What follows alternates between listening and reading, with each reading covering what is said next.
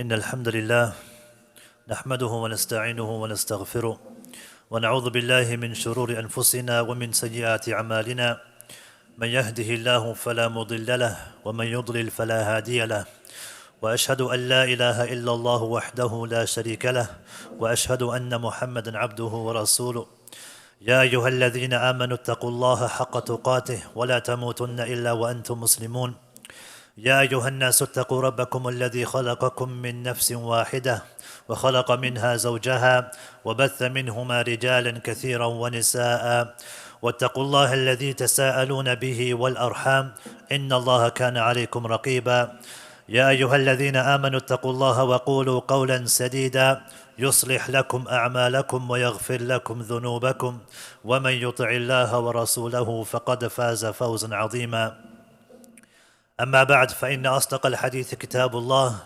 وخير الهدي هدي محمد صلى الله عليه وسلم وشر الأمور محدثاتها وكل محدثة بدعة وكل بدعة ضلالة وكل ضلالة في النار. Brothers and sisters, when we go about our day-to-day lives, there are responsibilities upon us with regards to our family members. We have rights and duties that we're obligated to fulfill in our workplaces.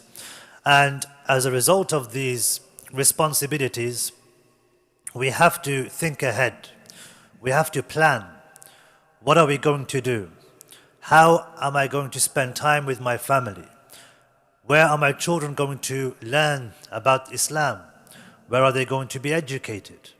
What am I going to do with regards to work in a month's time, in a year's time?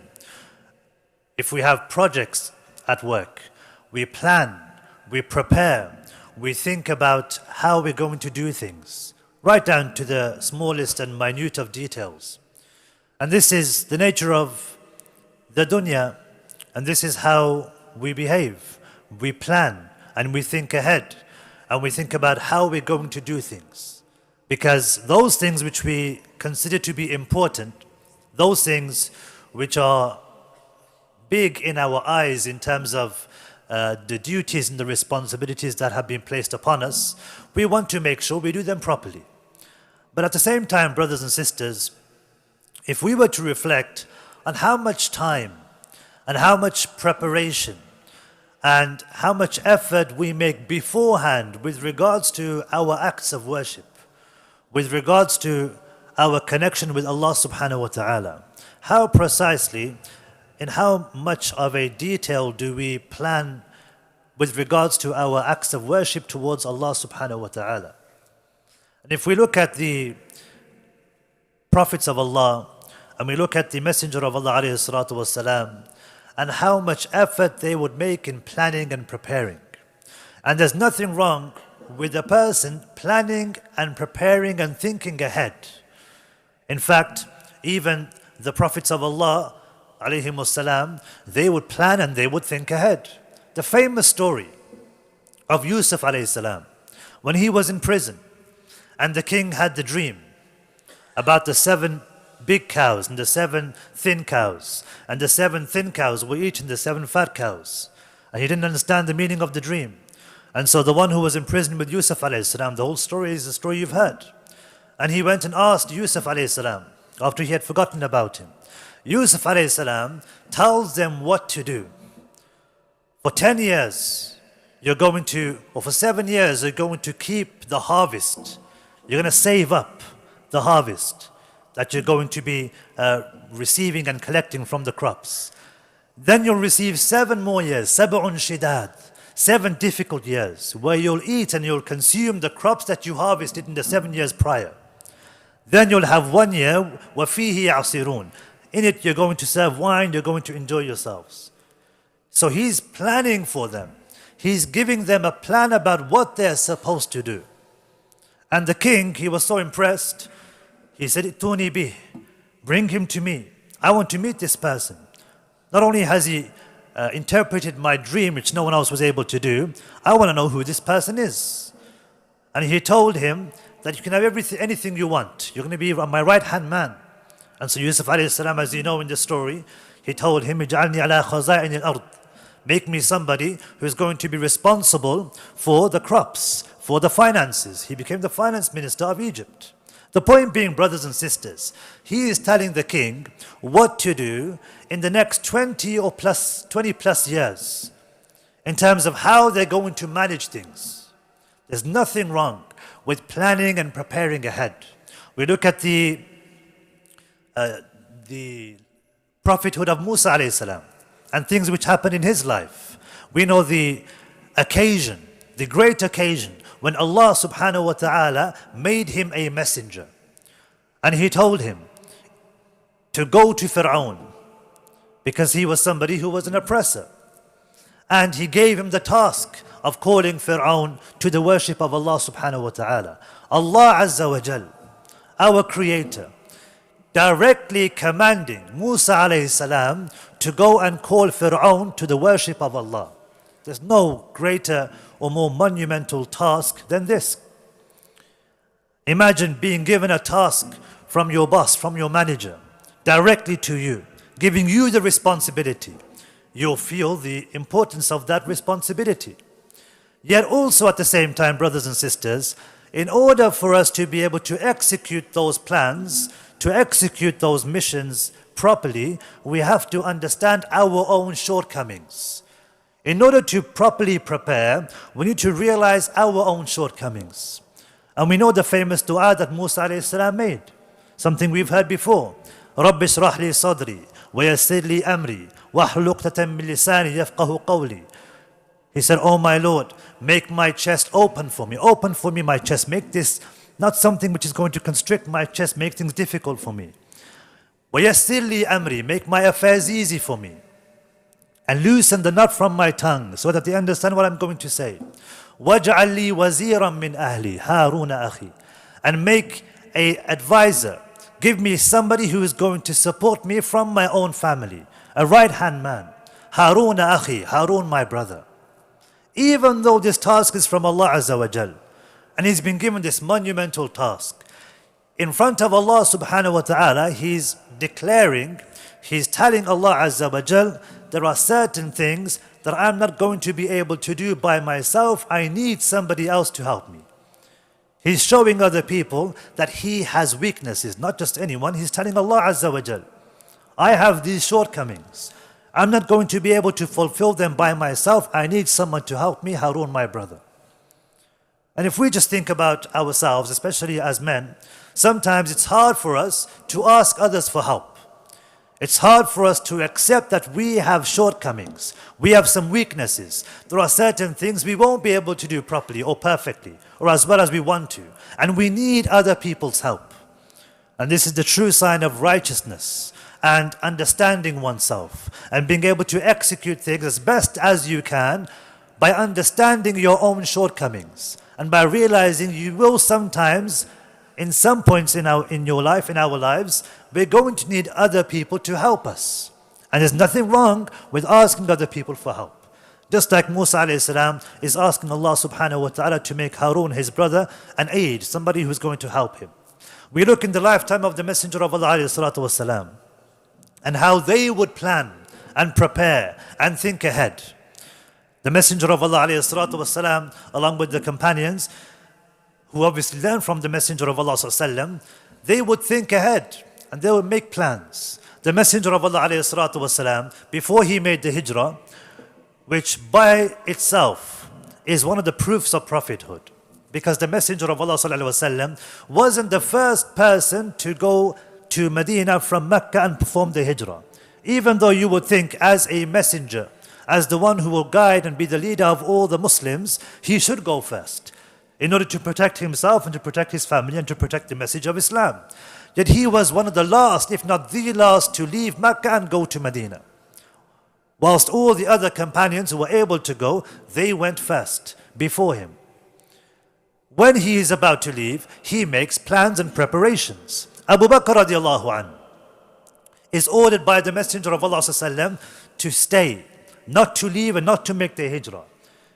Abu Bakr radiallahu anhu doesn't know why. He's hoping that he may be the one that may travel with the Prophet sallallahu, but he has no idea, he doesn't know. And so in the hopes that he may be the one to travel with the Prophet ﷺ, he prepares a camel for the Messenger of Allah ﷺ to ride when he performs the hijrah, and also he prepares another camel, hoping that he is going to be the one traveling with the Prophet ﷺ. He has this optimism, he has this hopefulness, he has this positive thought of Allah subhanahu wa ta'ala. He's thinking positively of the future. And that's why from the sunnah, brothers and sisters, is to think positively of the future, to think good about what may come, and also to realize, as Allah subhanahu wa ta'ala and the Messenger of Allah sallam have taught us, is that we have positive thoughts of Allah subhanahu wa ta'ala himself. As Allah azza wa jal himself says, أَنَا عِنْدَ حُسْنِ ظَنِّ عَبْدِهِ بِي, I am however my slave thinks of me. When we think positively of Allah, Allah will think positively of us, and Allah will aid us. When we think badly of Allah, when we have negative thoughts of Allah, when we don't have this positive view of Allah subhanahu wa ta'ala, then likewise we won't be reciprocated with the same, with anything different or anything positive from Allah subhanahu wa ta'ala. Because it's based on how we think. It's based on how we perceive Allah. And so when we think negatively of Allah, Allah will think negatively of us. The Messenger of Allah alayhi salatu wasalam, he also made plans and preparations for the hijrah by ensuring when they leave, somebody helps them cover their tracks. And so the son of Abu Bakr radiallahu an, when they left for the hijrah, which they did by night, also showing the preparation, he made sure that a herd of cattle went over the footprints of the camels of the Prophet sallallahu alaihi wasallam and Abu Bakr radiallahu an, to ensure that their escape and that their departure from Mecca was disguised, that nobody would know where they went and when they went and which direction they went in. And you have other examples in the sunnah of the Messenger of Allah alayhi salatu wasalam, where there was preparation and they would make sure that things were done properly and they would think ahead and things weren't done just out of the blue. A decision wasn't just made to do certain things in order to please Allah subhanahu wa ta'ala. Rather, things were done with planning. Things were done with preparation. And when things are done with planning and preparation, it shows you care. You know, some of us, when we're planning something fun, we plan for days or weeks. When someone wants to watch something on television or on YouTube, they'll plan things, they'll set reminders. They'll make sure that when it comes on, when it's released, they have that day and that moment when it's released in the evening for themselves. And nothing and no one is going to disturb them at that moment in time. Likewise, brothers and sisters, with regards to the worship of Allah subhanahu wa ta'ala, planning and preparation is key. And the better one plans, the more his acts of worship, and the better that they'll be executed in order for Allah subhanahu wa ta'ala to reward him in the greatest of ways. أقول قولي هذا واستغفر الله لي ولكم إنه هو الغفور الرحيم.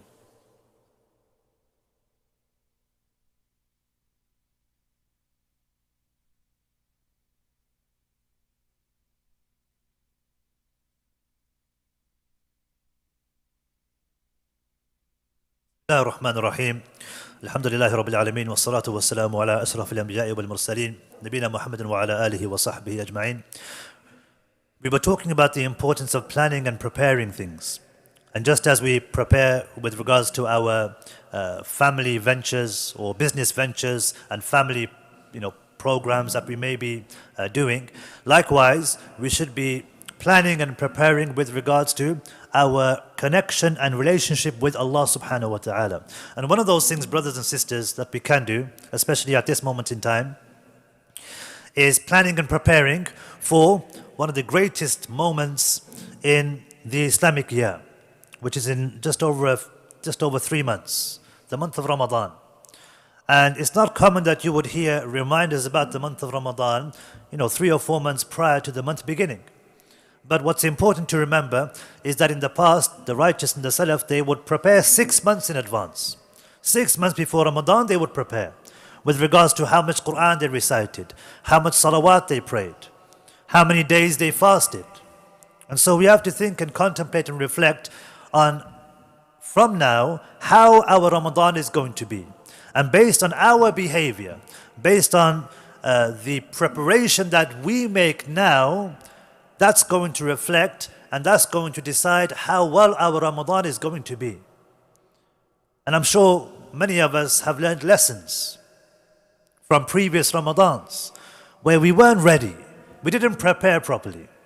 We weren't in the right state of mind. Ramadan came to us all of a sudden without any preparation from ourselves. It came too quick. And so we were trying to figure out how we're going to work our way through this month by ensuring that we do the good deeds that we're supposed to do, while also managing everything else that we're supposed to do in terms of responsibilities. Not to mention, brothers and sisters, the ease in which a person can fast in the winter. This is a perfect opportunity. And what's amazing to see is students from my school, teenagers, fasting in this month without any advice or any instructions from myself or from other teachers. And so you see these children preparing for the month of Ramadan, fasting in this blessed month. And it's a reminder to ourselves, to us as parents, to fast and to prepare our family for the blessed month of Ramadan by fasting these short days where fasting will be easy. It starts before we go to work and finishes maybe while we're still at work. And so the hours are short, the days are easy. The weather isn't hot for us to be able to struggle while fasting. Reciting more Quran and offering more salawat, brothers and sisters, this is the time now to prepare so that we can execute the greatest months of the year in the best possible way. We ask Allah subhanahu wa ta'ala that He gives us the ability and the planning and the preparation and the energy and the strength to be able to prepare for the blessed month of Ramadan. And that Allah subhanahu wa ta'ala gives us the ability to continue and to be consistent in our acts of worship. اللهم صل على محمد وعلى آل محمد كما صليت على إبراهيم وعلى آل إبراهيم إنك حميد مجيد اللهم بارك على محمد وعلى آل محمد كما باركت على إبراهيم وعلى آل إبراهيم إنك حميد مجيد اللهم اغفر للمسلمين والمسلمات والمؤمنين والمؤمنات الأحياء منهم والأموات إن الله يأمركم بالعدل والإحسان وإيتاء ذي القربى وينهى عن الفحشاء والمنكر والبغي يعظكم لعلكم تذكرون فاذكروا الله العظيم الجليل يذكركم واشكروه على نعمه يزدكم ولذكر الله أعلى وأولى وأكبر والله يعلم ما تسمعون أقيموا الصلاة